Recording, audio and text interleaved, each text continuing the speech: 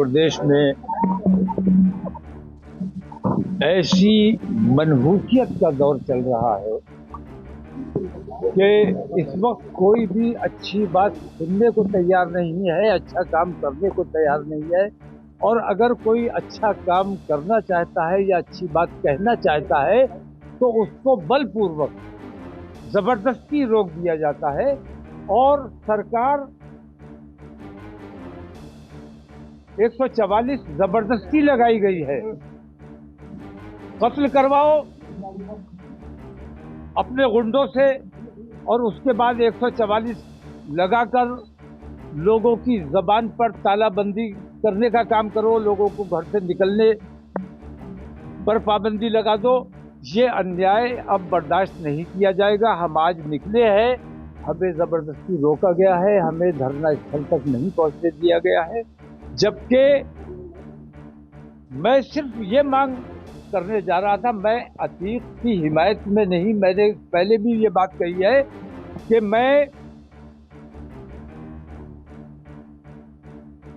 तमाम जितने मर्डर हुए हैं, तमाम जितने फेक इनकाउंटर हुए हैं, वो विकास दुबे से लेकर आज तक जितनी हत्याएं की गई हैं, मैं ये समझता हूं कि वो हत्या किसी मुजरिम की या मुलजिम की नहीं थी, बल्कि वो हत्या अदालत की हत्या है। अदालत का जहाँ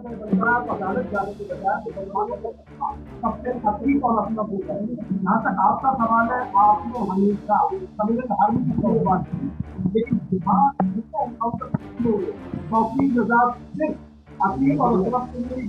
नहीं, मैं पहले भी बोलता, पहले भी नहीं। आप लोग याद ना रखो। और आप लोगों को तो एक विलन चाहिए अपनी स्टोरी बनाने के लिए। आप लोग गलत तरीके से पेश करते हो। मैंने हर मौके पर बुराई की मुखालफत की है, हर मौके पर अच्छाई की बात की है।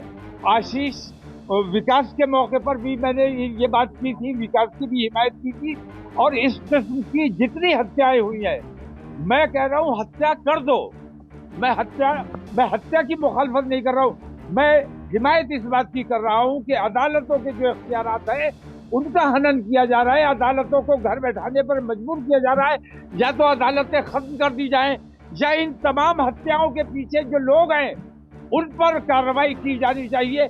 वो 3 जो शूटर सामने आए, वो एक्टर थे, बुलाए गए थे, उनका कोई कसूर नहीं है, मैं मानता हूं। उनके पीछे जो डायरेक्टर है, जो स्क्रिप्ट राइटर है, वो तमाम मुजरिम है इसके। उन तक जो तमाम लोग जानते हैं, बड़े बड़े अधिकारी इसमें शामिल है। हत्या के मैं अलग ऐलान कहता हूं कि अगर मुख्यमंत्री शामिल नहीं है उसमें, तो उन्होंने कैसे कहा था कि मिट्टी में मिला दिया जाएगा। उन पर भी कार्रवाई बनती है, मुकदमा होना चाहिए। मुकदमे से क्या डरना? अगर तुम साफ हो, सुथरे हो, तो तुम्हें मुकदमे से नहीं डरना चाहिए, इस्तीफा देना चाहिए और मुकदमे का सामना करना चाहिए। मैं मुख्यमंत्री पे नहीं, मैं ईमानदारी पर सवाल उठा रहा हूं। उन्होंने कौन सी शपथ ली थी और कौन सा काम कर रहे हैं, ये देखने की जरूरत है। अगर आप मांग करते हैं कि मुख्यमंत्री का मुकदमा होना चाहिए, तो 34,000 उसकी संस्था सुप्रीम कोर्ट में PIL दाखिल करेंगे? नहीं, हमारी वो कार्रवाई चल रही है। हमारी लीगल सेल काम कर रही है, हमारे एडवोकेट वहाँ है, वो कार्रवाई चल रही है। एक सवाल उसके बाद सवाल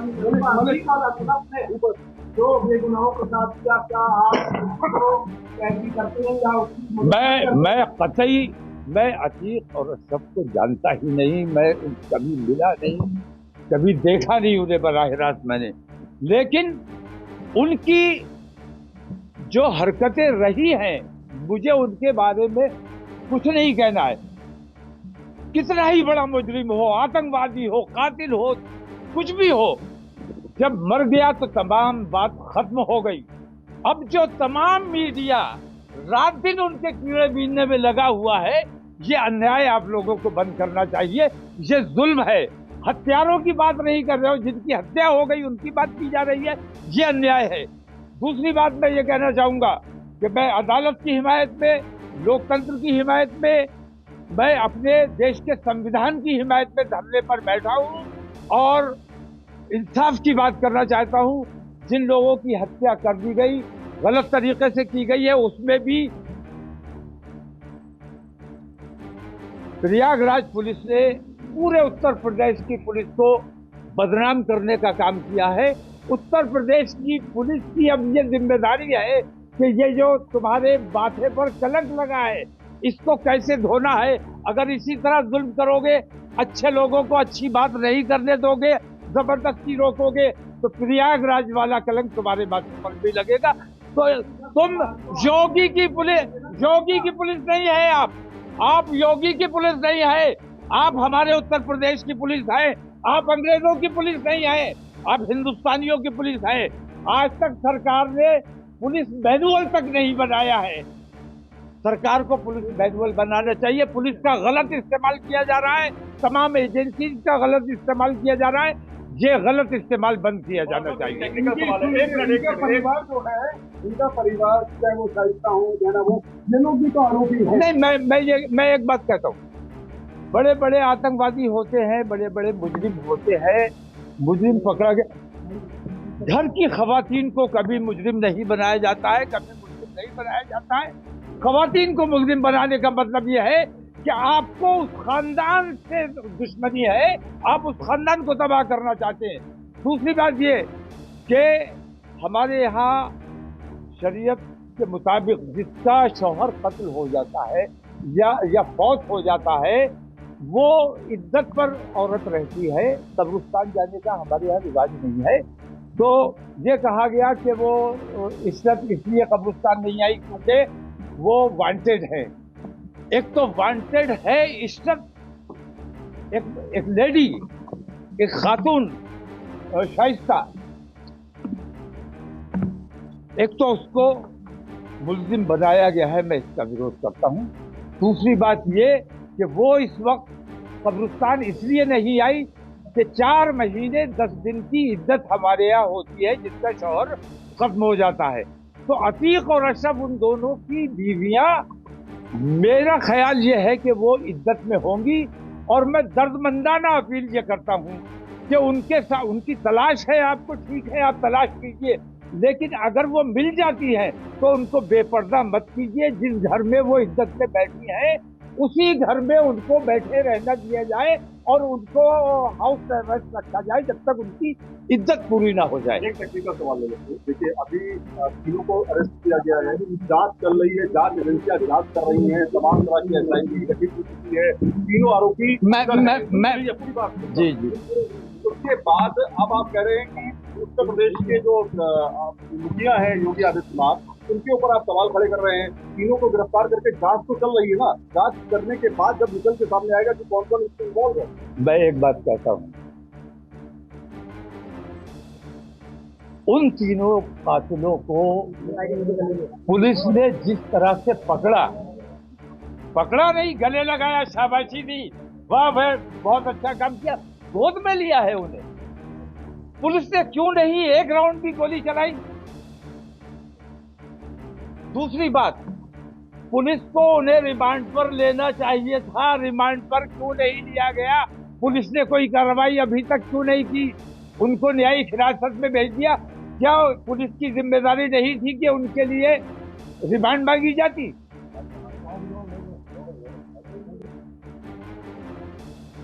तो मैं किसी जांच एजेंसी पे भरोसा नहीं कर रहा हूं, क्योंकि जितनी जांच एजेंसियां हैं, मंत्री का तो कहीं से कहीं तक सीधा इन्वॉल्वमेंट ही नहीं है।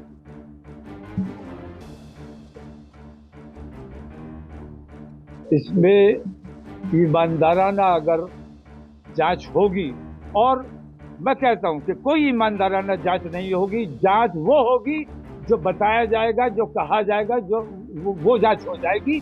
मैं किसी जांच पर कोई भरोसा करने के लिए तैयार नहीं।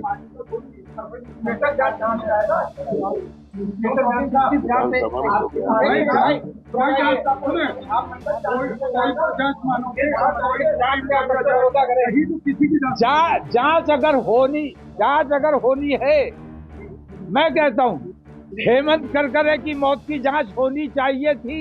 हेमंत करकरे बंबई आतंकवादी हमले में नहीं मारे गए, बल्कि उनको आतंकवादियों को हायर करके बुलाया गया था हेमंत करकरे और उनकी टीम को मरवाने के लिए।